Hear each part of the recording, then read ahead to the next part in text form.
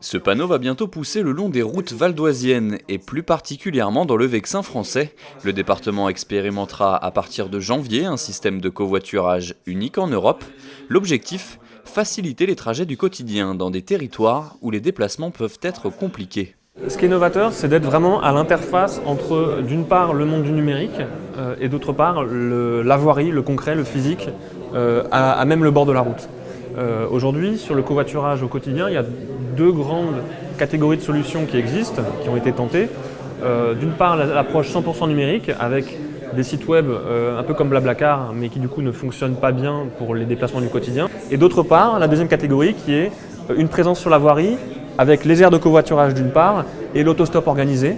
Et pour le coup, aires de covoiturage comme autostop organisé ne sont pas connectées à Internet, au numérique.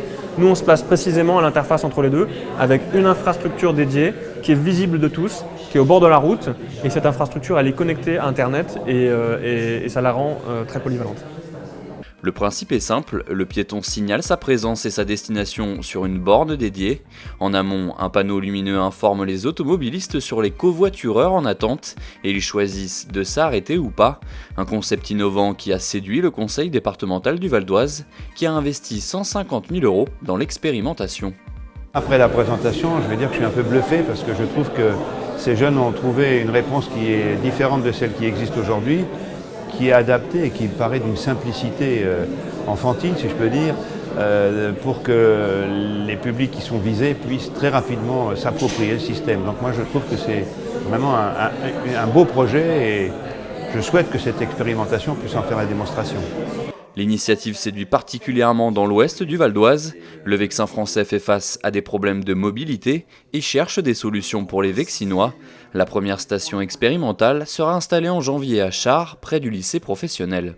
L'isolement des populations rurales est perçu comme un des problèmes majeurs. C'est ce qu'il y a parmi les choses les plus insupportables, notamment pour les personnes qui n'ont pas la possibilité de conduire. Souvent d'ailleurs des personnes âgées ou très jeunes et des personnes socialement fragiles. Donc c'est une tentative de réponse à cette préoccupation. À titre d'exemple, un covoiturage entre Chars et Valangoujar coûtera 1,90 € pour un passager pour 20 minutes de trajet, contre 1 à 2 heures en bus. L'expérimentation de ce système doit durer entre 2 et 3 ans. Au cours de l'année 2016, au moins 5 bornes devraient être installées dans le département.